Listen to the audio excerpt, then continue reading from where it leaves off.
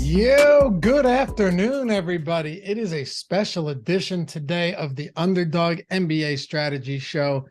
Didn't think we'd be here, but here we are. Game 7, Boston Celtics, Miami Heat. This is for everything. Well, not for everything, just to get to the place, to get to everything, but kind of feels like it's for everything. I'm Dave Loughran of Loughran_D, joined by Eric Lindquist, at Eric Lindquist on Twitter. And we got a lot of pick'em action to talk about today. Glad to have you guys with us. Also, a free square that you should 100% be taking advantage of, because that puts us in a position for success straight out of the gate. What's going on, brother? Oh, dude, starting with a muted mic. That's a great start. Doing fantastic. Just kind of getting things scheduled. I'm going to be on Live Before Lock tonight, so I'm excited to be talking that. And we're going to be talking Underdog Fantasy for that. We're going to be having them as the sponsor for that main show. Game 7, this series has been wild beyond wild. 0 and 149. Is it going to be 1 and 149 after today for teams losing 3-0 in a series? It's possible, man. And the crazy thing is that only I think 3 or 4 teams have ever even gotten to game 7 after being down 3-0. Yeah, normally when you're down 3-0, it means you're a bad basketball team. That's generally the consensus. Boston, I don't think anybody thought they were a bad basketball team. They were just playing bad basketball, not making any threes. And now there's a couple of guys, whether it's Marcus Smart, Derek White now starting to knock down some shots. Those were really the only 2 guys who knocked down shots for Boston in game 6. That was enough. Excited to be looking at the underdog board for today, but just excited for NBA game 7s because, well, as you know, special things can happen. Jason Tatum, 51 points, right? I don't know. How did the Timberwolves do? Oh my God. Okay. Well, there's that. We have Anthony Edwards. I'm happy about that. It's an okay piece. Look, at least you have Kirk Cousins in the Vikings. You are the last person to be throwing jabs out of the gate. Go Birds, the guy getting in the woman's face in 2019. That will never, ever, ever be something I'm okay with. And then, well, you guys ran the table, shat on our new stadium. It was great. Thanks for coming. I mean, that's the last glimpse of glory that we've had. But today's game, everyone should be excited for this. Like, everyone should be excited for a game 7. Plus, you should also be excited for the fact that we have the Pick'em Pro tool, because it's going to make your life a whole lot easier for this. Also for baseball as well. Now, as Neil and I usually do, if there are some good baseball strikeout props or something, we'll probably toss them in there as well. And given today that we don't have the opportunity to do any of these daily drafts, which are a lot of fun, it's disappointing, but we can't do that with only one game and the next game not until Thursday without knowing the opponent who's going to be one of the opponents from today. We can't do that. So I say we just build out a few cards today on Underdog and get ripping with it. That sounds perfect. And yeah, we can definitely throw in some MLB for the people as well. But as you said before, the Jaylen Brown free square, that just increases your payout such a drastic extent. And this is the best kind of payout structure you're looking at for any of the Pick'em sites. Getting 3x your money, 6x your money, 10x your money as you progress up, and getting that free square just makes it all the better. Yeah, and for those of you guys that just somehow stumbled upon this channel onto this show at this very time, and you're not on Underdog yet, but you would like to be, well, 100% first match deposit bonus up to $100. Look, you take advantage of these every time you have the opportunity. Links in the description and in chat. You click it, you sign up. If you put $100 in, you get another 100. Your bankroll is now 200. Even if you only have 10 or $20, that turns into 20 or that turns into 40. No matter how you cut it, 100% up to $100 means you're doubling your bankroll out of the gate. And now you have twice as much money to play with as you did before. So take advantage of that when you sign up. Click the link in the description or in chat. Get your first match deposit bonus up to $100. Let's do this, man. Let's dive into this because there's some good stuff for today. But also, I wanted to get your take on this before we dive into it to kind of set the table a little bit. Malcolm Brogdon is expected to play, which is kind of wild, given that he's dealing with a partially torn tendon in his elbow, missed last game, played 17, 18, and then 7.5 minutes in that final game before not returning for the second half. He's questionable for this game, but expected to play. Maybe he's probable now. You have that. And then outside of it, from a minutes perspective, like, Tatum, Brown, Butler, Bam, these guys are going to play huge minutes. We would expect Gabe Vincent to play a lot of minutes again. Are there any spots that you look at and go, okay, these are uncertain spots that we can exploit, and these are spots that I want to get to because I have a certain read on it? Yeah, talked about it on Lindy's Leans, Likes, and Locks last night, doing that over on the OddsShopper channel. But Derek White, I thought shorting Derek White made a lot of sense going into this game. It was kind of assumed you were going to get some kind of minutes out of Malcolm Brogdon. Now, we only saw 8 minutes from him the game before in that game 5. They completely kept him out of game 6.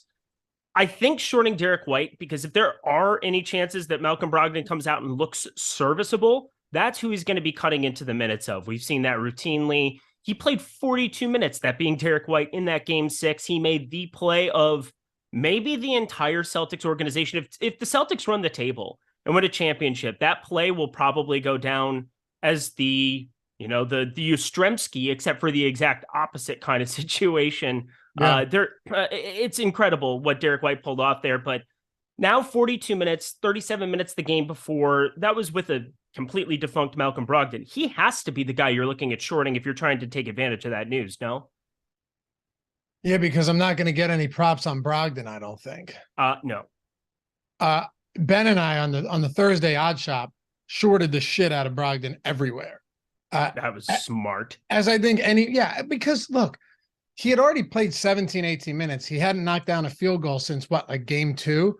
It could have blown up in our faces, but even if it did, you're looking at it and you're going, all right, this is a guy right now that clearly is not 100%. And even if he's on the floor, he's not operating like he's close to 100%, even if he gets on the floor. So now I look at it today and I go, if he's going to play, like why even, in what capacity is he going to be able to play today? That's the question. Like, is he going to be active and not play? Is he going to play 7 minutes a half? Nothing would surprise me tonight. Yeah, if you think about it, maybe it's just an opportunity to have him come out there and be kind of a disruptor in 8 to 10 minutes. I mean, he's a definite possible, like, he's a great defender. You don't necessarily need him. I mean, Grant Williams is on the floor a lot. You're not getting a whole lot of plus offensive action out of him either. Maybe you just put him in at the beginning of the second quarter, beginning of the fourth quarter, and try to create some havoc, give Derek White a little bit of a breather, things of that nature. Just come in and be a little bit of a disruptor. And it's not like he can't still lay up a basketball. He has use of another arm, but arms are kind of important. Elbows are kind of important when you're talking about playing a professional sport. And we've seen this injury with pitchers. We've seen it with Brock Purdy. Now, I mean, I don't know what we can expect for him coming out here for Boston offensively, but defensively, there's no doubt he could still give them something in very, very limited minutes. How many minutes do we expect these starters to play today? Not all of them. Like the whole Strus thing, Strus, Duncan Robinson, that's going to be up to interpretation and whether or not one of those guys gets hot. I mean, it's that simple. Yep. Most of them, though, I think we have a pretty good read on 40 plus minutes, right? Yeah, well, we saw Lonnie Walker in that Lakers series towards the end when he got hot and they started making runs against Golden State. I think that's what you saw with Duncan Robinson in game 6. I mean, he ended up getting to 20 minutes, and that's kind of what you're going to get if he gets hot in a fourth quarter, starts knocking down shots. And plus, Jimmy Butler and Bam Adebayo could do nothing offensively. Jimmy Butler towards the end of the game started to make some plays, but you can't expect them to be that poor offensively. I think that could definitely impact Strus, definitely impact Duncan Robinson a lot if we just have Jimmy Butler and Bam Adebayo be somewhat functional. But, I mean, from a minutes perspective, the Malcolm Brogdon and Derek White thing adds a lot of variance. The shooting productivity for the Heat ancillary pieces adds a lot of variance. But you know what you're getting out of the core guys. You're going to be getting 42, 44 minutes or more, barring foul trouble, for every single starter that isn't one of those guys. All right. Well, let's get into it. You kick it off. Where do you want to start? Yeah. Outside of the Jaylen Brown free square. Come on now. We got to click on that one first. Yeah. So, and by the way, Jordan already has that in there. That has right. to be what's the limit on that? Do we know? $25, I think normally is what it is. Okay. So, 25. Yep. I'll be firing up this card here as we go as well. But I talked about Derek White, talked about Malcolm Brogdon. I think shorting Derek White is something I'm very interested doing today. We've got in the Bet Pro tool. If you just sort it by the top there, I'm just fine taking points here as well. But 2.5 threes, taking the under of that as well makes a ton of sense. We have them projected right around 1.9, and him and Marcus Smart, they were definitely knocking down the shots. But if Malcolm Brogdon comes out and looks a lot better than we expect, which isn't completely, I mean, based on what we saw in game 5, I'm not optimistic by any means, but we could see Derek White shoot 2 for 5. It wouldn't surprise anybody in that kind of a capacity. Now he's gone over this in every single game of this series. Kind of wild to be looking at shorting it here in this spot, but I think that's what having Brogdon in the mix does for this number. We have this hitting around 62% of the time. We already are using Jaylen Brown, which is actually the one we project out better. So I'll take the top play we have remaining on the board with Derek White under 2.5 threes. So that's the thing. People are going to look at Derek White and look at the game log. Oh yeah. And they're going to go, oh, so this is what I have to work with. But I'm with you here. I think this is just one of those spots that you're talking very simply looking at this. You go, yes, he's knocked down 3+ threes in 6 straight games. Yep. But also he's shooting them at a ridiculously high clip. Like you're not just going to continue shooting 50+% from three, especially like you said, when there's a good chance he's only attempting 5 threes in this game. So if you're giving me essentially even money odds to get under 50% shooting on 3-pointers tonight, I'm okay with that. I mean, 2 of 5. Yep. 2 of 6. Yeah, that's perfect. And again, he's been shooting lights out, but now you're also going to be in a spot where those minutes can come down to where they were. I mean, he still went over the number in 21, 23, 26, 27 minutes, though he had games 1 through 4 respectively. So yeah, this just feels like a good spot to be shorting him. And well, this is the best one available. And what's nice is that between some of the other places that you can play for Pick'em, it's kind of a different Derek White prop that's showing up at the top. The under 2.5, that's the best one for underdog purposes. How do you feel about the under on Marcus Smart's points today? I mean, I think unders are kind of the name of the game when we're looking at this. Like it. I mean, it's a 203.5 total for this basketball game. Yeah, I feel pretty good about that too. So do I. And, it's one of these situations, again, where the shot volume, it's very difficult to look at this from, like, you almost have to take the first 3 games, the second 3 games of this series, and then merge them. Because if you just look at the first 3 or just look at the second 3, there's going to be so many outliers in there. Boston was terrible in the first 3, and then in the second 3, they came back to life. I really don't mind Marcus Smart under 14.5 points at all today, though. The last 2 games, 23 and 21, but those are the first 2 times in this series, really dating back to game 6 against the Sixers, that he has gone over 14.5 points. He's not a high volume shooter. Yes, there are going to be games at times where he jacks up a decent amount of threes, but even his shot volume from beyond the arc in this series, 4, 3, 3, he had a 9, 6, and an 11. But that, again, you're talking about a guy, Marcus Smart. He's a 34% 3-point shooter, 34.5%. So, fine. It's not Matisse Thybulle bad, but it's not Steph Curry good. And if you're getting under 14.5 points, yes, I assume he's going to play a lot of minutes, but there's also a very good chance that he only attempts, 9, 10, 11 shots today. So look, I don't love going unders in all of these spots, but like you said, 203.5 total today. This is right now our 4th highest win rate among everything in the Bet Pro tool as well. If you're just sorting by projected win rate, give me Smart under 14.5 points. You said something interesting there, because for me, I'm just fine taking unders as long as we're not shorting every single player's points prop going straight down the line. I think taking unders that correlate is one of the best, most underutilized things for these pick'em sites. When you're talking about Underdog and other places, you want to be correlating your cards, because then when you get 1 or 2 right, you're generally running into a situation where it's all positively correlated together. If we take a bunch of unders from this game, which are what are sticking out at the top of our tool through and through, well, you're running into a lot of situations where you can run the board and it lowers what that variance would be, just because, well, if a lot of players are missing shots, if this goes way under the total, if this finishes 90 to 87, more than likely a lot of players are not hitting their projected totals, probably going over in rebounds. That's for sure, because there's going to be excess shots there that are going wayward. But otherwise, I'm just fine taking the unders for points, 3-pointers, even throwing some other things. Assists for sure would correlate there as well. So I kind of like taking the unders throughout this card. Oh, I'm 100% in agreement. What I'm talking about is people don't like taking a ton of unders. Oh, yes, that is true. The people need their overs. If you want an over, I mean, I've got one for those streets. We'll talk about that a little bit later, either on Live Before Lock or Twitter Spaces, things of that nature. Definitely have one over from this game that sticks out, but it does not stick out for Pick'em for these cards. But yeah, definitely throw that Marcus Smart one in. What do you think about Duncan Robinson too? Because we talked about him before. He played 11 minutes in game 5, or in game 4 it was. And that was when he had Gabe Vincent 100%. Comes back out there in game 5, plays 28 minutes, but that was absent Gabe Vincent, and you had kind of a blowout script in Boston. Those 20 minutes, and a lot of those being closeout minutes in the fourth quarter because, well, they needed somebody to knock down shots. I think you got to be thinking that he's the guy who could get shorted out of everybody on the table there. If he comes out, doesn't knock down a couple shots, you could see 12 minutes, 15 minutes for Duncan Robinson here. under 8.5 points feels like a pretty good one. No. Yeah, absolutely. Here's what I would do with Robinson. Okay. If I'm traditionally betting it, I'm going with the under. If I'm going with the over and you know, you feel good about him, I'm looking somewhere that I can find alt points on Duncan Robinson.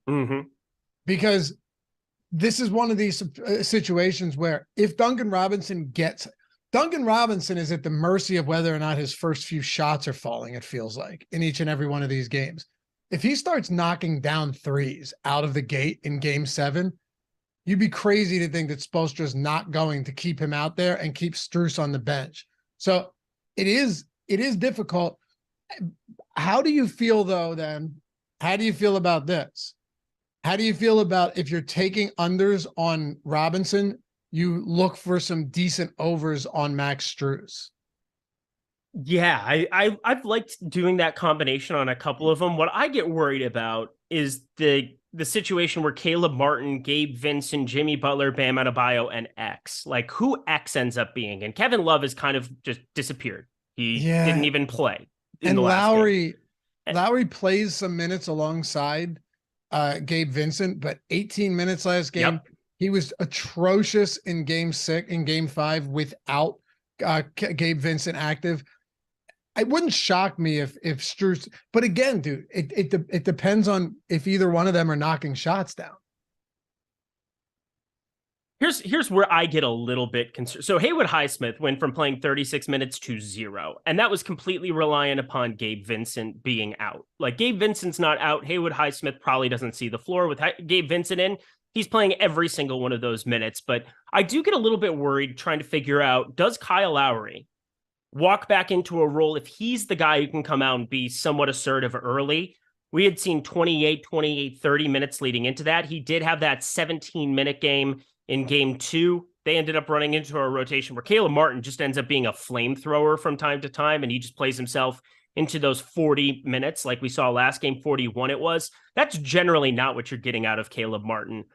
Maybe they just do run him out there for 42 minutes, but I think my concern is that Max Strus isn't completely back and forth with Duncan Robinson. I don't think that's like the timeshare that we have, even though the minutes might indicate it and some of the rotations might. I think it's truly just if one player is knocking down shots, be it Caleb Martin, Max Strus, Duncan Robinson, they're going to walk into a lot more minutes than we think, and they could end up sharing the floor together. I don't think Max Strus, he ended up closing out that game as well with Duncan Robinson in spots. They brought Max Strus on the floor for that last play. He made the boneheaded deal of not closing out Derek White in any way, shape, or form.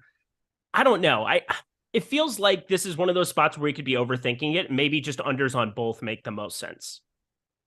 Yeah, it's possible. I guess the question now though is, okay, so Butler and Bam are going to be getting monster minutes. We saw Gabe Vincent play 41.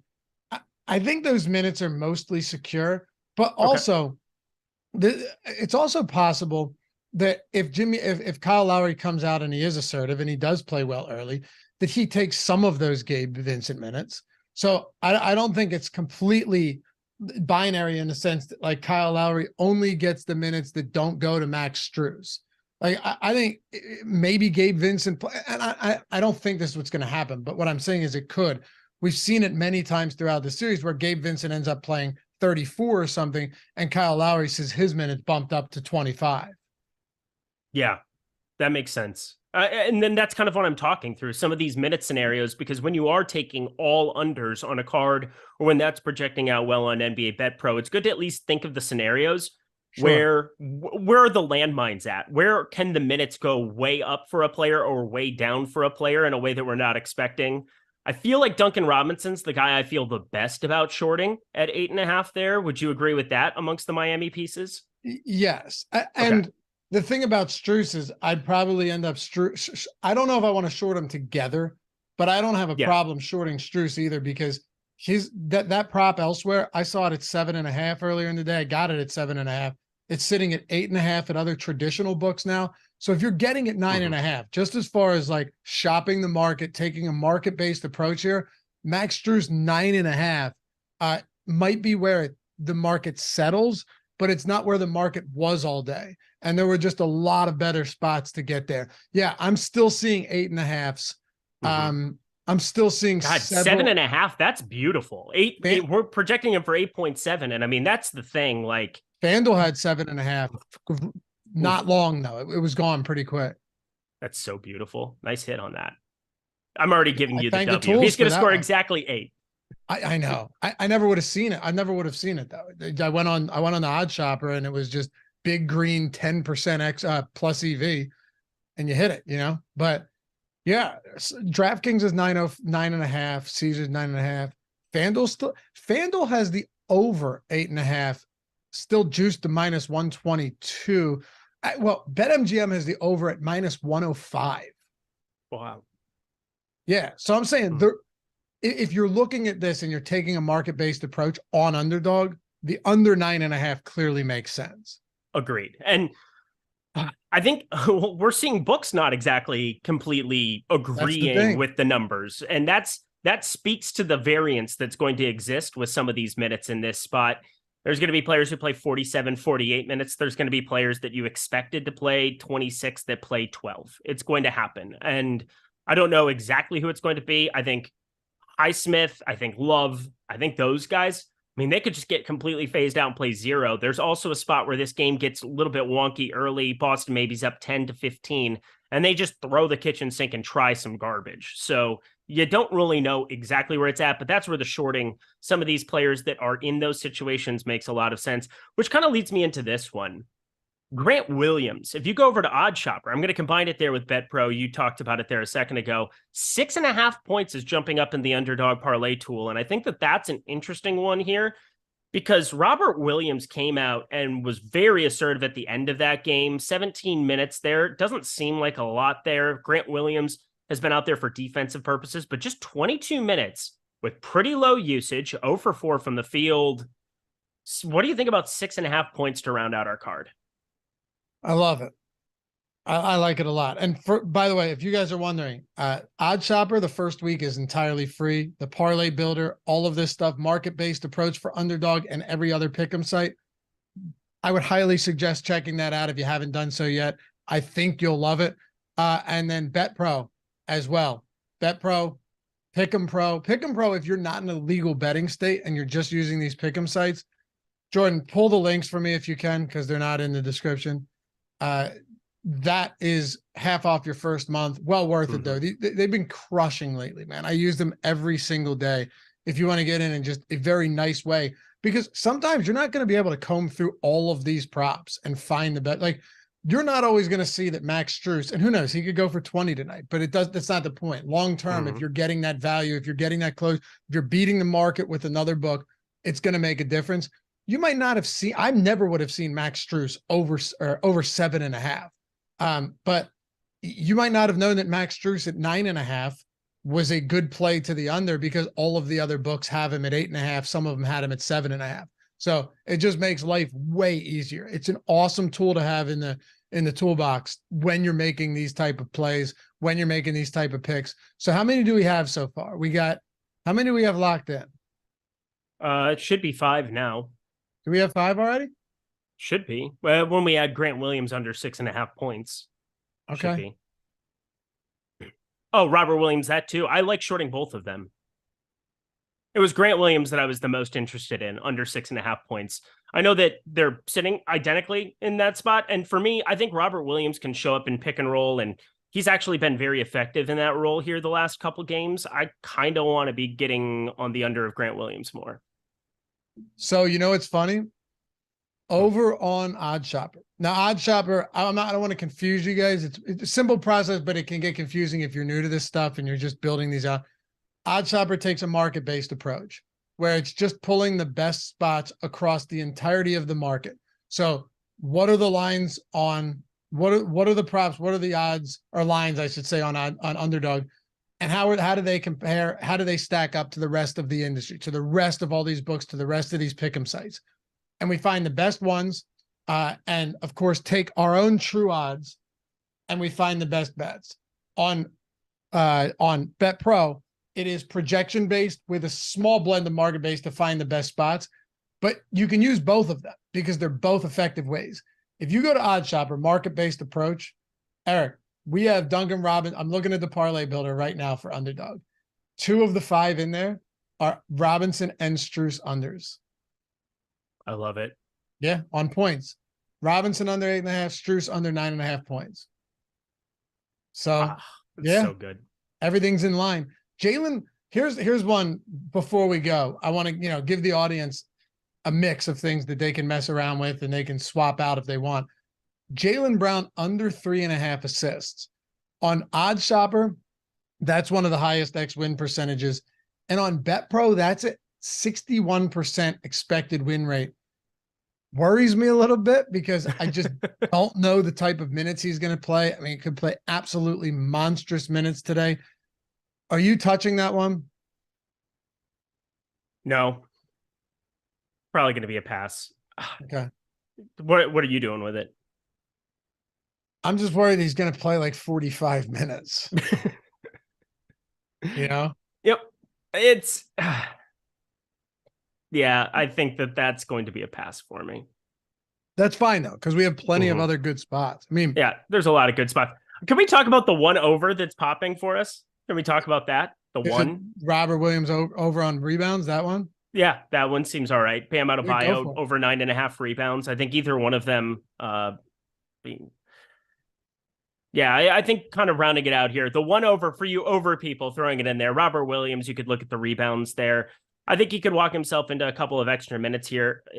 Al Horford was very effective to a certain extent against Bam Adebayo. Everybody was effective against Bam Adebayo last game, it would seem. That's about as bad as you could possibly see him play, and he's had some bad games. 46 minutes just to go 4 for 16 from the field. They shot better from 3 than they did inside the paint. How about them apples for game 6? That's crazy. I think Robert Williams might have to be acted into a little bit more duty today. I do think shorting the Grant Williams one I want to prefer out of those two, but I think the rebounds 5, that's a pretty low number on Robert.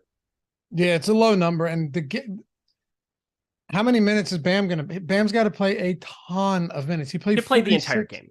He played 46 in game 6. He might sit for a minute, play the entire second half, sit for a minute or 2 in the first half. Yeah, I was listening on the radio and Cody Zeller comes in and it was 2-minute rotation and Doris Burke goes, well, that's enough of Cody Zeller. I was like, that's incredible from Doris Burke. And it literally was enough because he did not see Bam did not come off the floor for the remainder of that game. It's incredible. Would you say over 9.5 boards? 9.5 boards. Yeah, that one projected out pretty well over on Odd Shopper as well. Let's see. 54% expected win percentage. Yeah. What about points on Bam? Yeah, I mean, it can't get worse, right? 4 for 16 in almost the entire game. I think even if they're down 20 with 4 minutes remaining, they keep Bam Adebayo on the floor, right? I'm not gonna lie, I kind of like the over on points. I know it's looked ugly through the last 4 games. It like you said, how can it get that much? 4 for 16, just terrible shooting. Only if I were making a new card out and you said, okay, we can't reuse any of the ones we used. I think overs on Bam today, this could be a spot where if you're taking overs on Bam, maybe not on the same card, obviously, but if you're taking overs on Bam, you could just see a huge windfall if he really does play almost the entire game, just because he's out there. Let's round it out with this then. We took a lot of unders. We have, to recap the card that I'm looking at, you can play up to $20 is the exact number that you can play on Underdog for the Jaylen Brown free square. We have Derek White under 2.5 threes, or lower than 2.5 3-pointers made. Grant Williams lower than 6.5 points. Max Strus and Duncan Robinson lower on their respective points props. But I think putting together another card on the flip side, where you take the 46 to 48 minutes of a competitive game of Jimmy Butler, Bam Adebayo, Jaylen Brown, and Jason Tatum, like what would that card look like? If we took the overs? Yeah, so Bam Adebayo, we take higher than 17 points. What would our favorite Jimmy Butler one to be taking a higher on? Let's see here. He's at 28.5 points. That is a big number. You know the reason I'm not a fan, generally speaking, of going with like Butler or Tatum props is because there is no market uncertainty here. There is so much alignment among all of these. Now, if we're taking it from your approach, that's a little bit different because you're just saying like, okay, correlate it. Right. Let's just correlate it. Totally understand that. But a lot of times the reason we do these shows and we don't come up with a lot of like the Butler or the this or that, Jokic was a little bit different when we were getting under 54.5 PRA, which is just insane. Yeah. But like, look at Butler across the rest of the industry. Everything is at 28.5 and nothing differentiates between minus 115 and minus 120. Like that's more market alignment than you're ever going to see. Right. It's a great point. So is it a spot where if we're correlating, we want to hit it? Sure, because we're correlating there. But it's just never one that's going to stand out because there is no uncertainty among Jimmy Butler. We know he's going to play all the minutes in the game. We know what we've seen. Maybe he gets hot. And if he does, then you're good. But I'm not really sure we're doing anything unique and being like, hey, I like the over or the under on Jimmy Butler here. That is an aggressively competent line. I love that analysis. Yeah, that's a lot of really sharp points. We have Jaheli McCaskill. Thoughts on Jimmy fantasy score? Looks perfectly efficient. We have him projected right now. FanDuel scoring 51.18. It's a little bit higher than that over at UnderDog here at 52.05, but that just makes it a complete pass within 1 point. Right, exactly. Yeah, especially when you're getting up that high. It's not like 3 fantasy points to 4. So, yeah. It's a tough one. Do they have, is Jimmy Butler steals up there? Man, I was 2.5 blocks plus steals. Oh man. I know. That was a print fest for the Anthony Davis. We did that a lot on the Underdog show. That one came to fruition, especially in that Memphis series. Him and Jaren Jackson Jr. were having a block party. But Jimmy Butler, that 2.5 blocks plus steals. That one's a tough one to be running into. It looks like going through some of the stuff. You could do the advanced stats page too, which is directly next to the Underdog tab. If you look at NBA Bet Pro, we have him for 0.4 blocks and 2.5 steals, 2.9. I don't think we want to get in the habit of trying to go higher on stuff like that. No, I'm with you. When they were throwing a 1.5 out there every day on steals, just on steals alone, it was a really nice spot to hit. So that's gone. That's been gone because Jimmy went out and was just racking up 100 steals every night. Anything else you want to get to before we go? And Jordan, throw the actual card up on the screen so anyone who jumped in later doesn't have it locked in can see it as well. Let's take the lower on the Marcus Smart one, and then we'll keep Strus off of it. We'll go with just the Duncan Robinson. But you guys, I think our analysis bared out what we were trying to say. Like if you wanted to do the unders there, I would in a parlay. It makes it a little bit more difficult for me. I'd rather have the Strus and Robinson unders on straight single hit plays elsewhere because one of these losing and it's over. And like, there is still some correlation there. Even if it's not like immense correlation between Robinson and Strus, there's still some, and it's negative. I hate to do this. We have to go one more minute here because it just popped up. They just added Malcolm Brogdon. No way. 6 points. No way. On Underdog. They added it. If you go to the very bottom, it just happened while we were on this show over the course of the half hour, because I've been looking at it and now it just got added. It's not even coming up and populating in BetPro. It's that new. And 9.5 PRA. 9.5 PRA. What do you think about that one on the way out? Because we have him projected at Stochastic for 19 minutes. That would feel like the best play on the board, taking the over of points if we think he's going to play anything remotely close to 20 minutes. I can't do it. I still can't either. It's such an uncomfortable feeling. I'd rather take the under. Yeah, I think lower on PRA makes sense. Because, okay, and this, I mean, collect my thoughts here. Okay. I think you would agree that this is these have to be subjective takes from us because we're not inside the locker room. We're not inside, we don't know what's going on with them. But if the partially torn tendon, then you play 17, 18. I think these are the minutes, and then 7.5 or so in a half. Then you're out. Then you miss an entire game, and now 2 days later you're back. What am I missing there that you just magically, unless he's sucking some adrenochrome down, I'm not really sure what put him back in action. So my analysis is this. I think there's a very realistic chance, maybe not.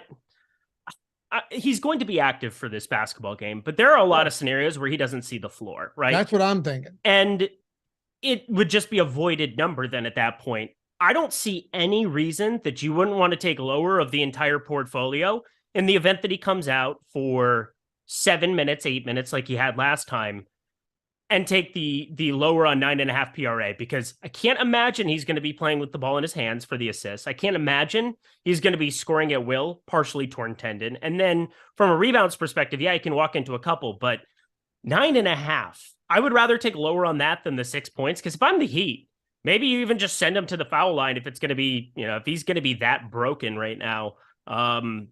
I don't know. It just was a fascinating way to finish out the show, because Malcolm Brogdon did not expect to see his name show up on Underdog today. Oh, I'm so glad you brought it up. I didn't think we'd have Malcolm Brogdon props anywhere, but I'm looking now and they're everywhere. Yep. Just happened in the last half hour. It really does surprise me. And I mean, I was taking under 14.5 last game. So that PRA, but even so, like worst case scenario is he comes out there and it's like, wait, he's better. How'd that happen? But ultimately it's possible that you just void it. He doesn't see the floor. Possible it just voids.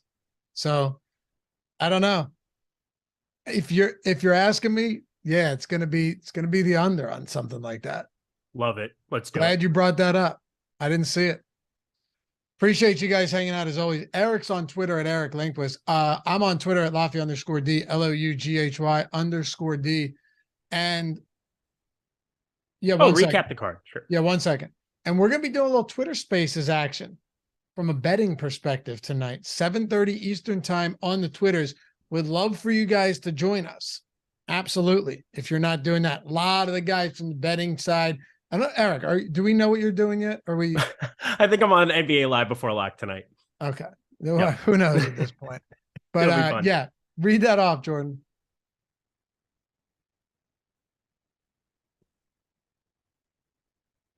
I don't hear anything. Somebody's playing. I can't hear any music on the boat. I could hear the seals having sex the other day. That was about it.